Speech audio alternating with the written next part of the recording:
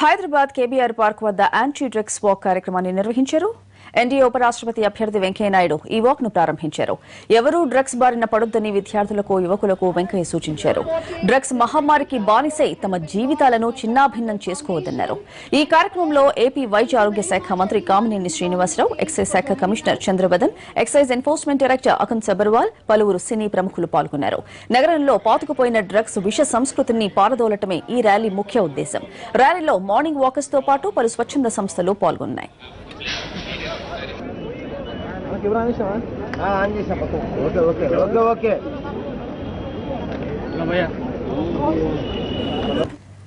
ఇప్పటి వరకు సినీ ప్రముఖులను విచారించిన సిట్ అధికారులు డ్రగ్స్ మూలాలను కూడా గుర్తించి హైదరాబాద్ ను డ్రగ్ ఫ్రీ సిటీగా మార్చాలని మాకు కోరింది.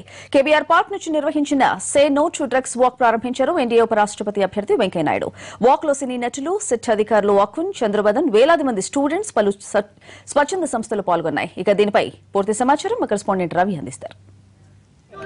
సిటీలో ప్రకంపనలు సృష్టిస్తున్నటువంటి డ్రగ్ మహమ్మారిని తరిమి కొట్టాలి అనేటటువంటి ఉద్దేశంతో ఒక సే నో టు డ్రగ్ అనేటటువంటి క్యాంపెయిన్ ను నిర్వహిస్తూ ఉన్నారు. కేబీఆర్ పార్క్ నుంచి జూబ్లీ చెక్ పోస్ట్ వరకు ఈ ర్యాలీని కొనసాగిస్తూ ఉన్నారు. దీనికి మా అసోసియేషన్ ఆధ్వర్యంలో నిర్వహిస్తున్నారు. ఇప్పటివరకు సినీ సెలబ్రిటీస్ పేర్లు ప్రముఖంగా వినిపిస్తున్నాయి కాబట్టి కేవలం వాళ్ళని మాత్రమే టార్గెట్ చేయకుండా ప్రతి ఒక్కరిని లోతట్టుగా విచారించాలి అనేటటువంటి ఉద్దేశంతో వీళ్ళు ఈ క్యాంపెయిన్ ను నిర్వహిస్తున్నారు. సో ఈరోజు మా అసోసియేషన్ ఏం చెప్తోంది? కేవలం సినీ సెలబ్రిటీలని టార్గెట్ చేస్తుంది అని అనుకోవచ్చు. నేను అనేది ఏంటంటే ఎవరిని టార్గెట్ చేయట్లేదు. మీడియా బాధ్యత వాళ్ళు చేస్తున్నారు, ప్రభుత్వం బాధ్యత వాళ్ళు చేస్తున్నారు. సినిమా పరిశ్రమలో చాలా తక్కువ మంది, 10, 11 మందో 15 మందో దీంట్లో ఇన్వాల్వ్ అయినట్టు వార్తలు వస్తున్నాయి. కానీ సొసైటీ ఈ రోజున ఎఫెక్ట్ అయి ఉంది. స్కూల్ పిల్లల దగ్గర నుంచి ఐటీ సెక్టర్ దగ్గర నుంచి అన్ని.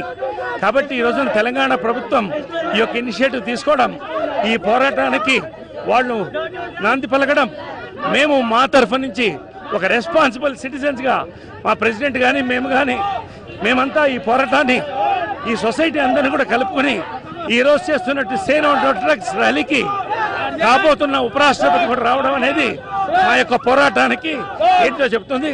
ఖచ్చితంగా ఈ పోరాటాన్ని దీంతో ఆపకుండా ముందుకు తీసుకెళ్తాం. శివాజీ గారు, ఇప్పుడు కేవలం సినీ సెలబ్రిటీల పేర్లే ప్రముఖంగా వినిపిస్తున్నాయి. కేవలం వారిని మాత్రం విచారిస్తున్నారా, లేకపోతే ఇంకా మూలాలు కూడా వెతకట్లేదు అనుకోవచ్చు?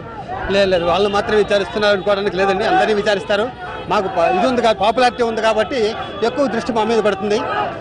డెఫినెట్గా సీఎం గారు, కేసీఆర్ గారు కానీ, అబ్గారి మినిస్టర్ గారు కానీ, మా సినిమాటోగ్రఫీ మినిస్టర్ తలసాని శ్రీనివాసరావు గారు కానీ, కవితమ్మ కానీ, వీళ్ళెవరో దోషులు కాదు, వీళ్ళు అనుమానితులు అని చెప్పాక కూడా కొన్ని ఛానల్స్లో వీళ్ళు దోషులుగా చెప్పడం జరుగుతుంది. అది పద్ధతి కాదు, మంచి పద్ధతి కాదని మేము బాధపడుతున్నాం ఈ విషయం చెప్పడం. అయితే విచారణ సక్రమంగా జరగట్లేదు అని చెప్పి చార్మి వాళ్ళ కోర్టుకు కూడా వెళ్ళినటువంటి సిచ్యువేషన్. మరి మీకు విచారణ చూస్తుంటే ఎలా అనిపిస్తుంది? విచారణ జెన్యూన్గానే జరుగుతుంది, దీంట్లో డౌట్ ఏం అక్కర్లేదు.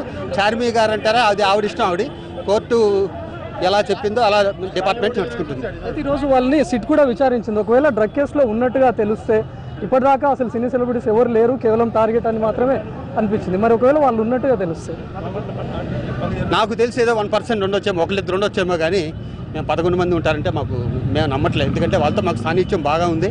వాళ్ళు పర్సనల్గా కూడా వాళ్ళందరూ మాకు బాగా తెలుసు కాబట్టి ఇది మేము నమ్మలేకపోతున్నాం.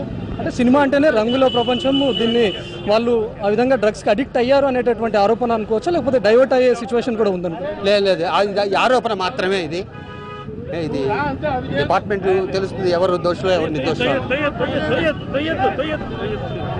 మొత్తంగా వీళ్ళు డ్రగ్ క్యాంపెయిన్లో ప్రతి ఒక్కరు కూడా పార్టిసిపేట్ చేస్తూ ఉన్నారు. ఎందుకంటే మా అసోసియేషన్ కూడా ఇందుకు మద్దతు తెలుపుతూ ఉంది. ఇప్పటివరకు కేవలం సినీ ఇండస్ట్రీని మాత్రమే టార్గెట్ చేసినటువంటి విధంగా కాకుండా ప్రతి ఒక్కరిని కూడా ఇందులో వెతకాలి అని చెప్తా ఉన్నారు. ఒకవేళ సినీ ఇండస్ట్రీలో కూడా దాదాపు ఉంటే 1% ఉండొచ్చు అని కూడా చెప్తా ఉన్నారు మా అసోసియేషన్. అదేవిధంగా కేవలం ఇప్పటిదాకా సినీ సెలబ్రిటీస్ను విచారించినటువంటి సిట్ ఇకపై డ్రగ్స్ మూలాలను కూడా వెతకాలి, ఎవరి ద్వారా ఇక్కడికి హైదరాబాద్కి వస్తున్నాయి, ఎవరి ద్వారా చేతులు మారుతూ ఉన్నాయనేటువంటి దాన్ని కూడా వెతకాలని చెప్తున్నారు. ప్రస్తుతం సే నో టు డ్రగ్ క్యాంపెయిన్లో వేలాది మంది విద్యార్థులు పార్టిసిపేట్ చేస్తూ ఉన్నారు. చూసుకోవచ్చు, స్కూల్ స్టూడెంట్స్, కాలేజ్ స్టూడెంట్స్, అదేవిధంగా స్వచ్ఛంద సంస్థల నిర్వాహకులు ప్రతి ఒక్కరు కూడా ఇందులో పార్టిసిపేట్ చేస్తూ ఉన్నారు. సే నో టు డ్రగ్ అనేటటువంటి నినాదాన్ని గట్టిగా వినిపిస్తూ ఉన్నారు.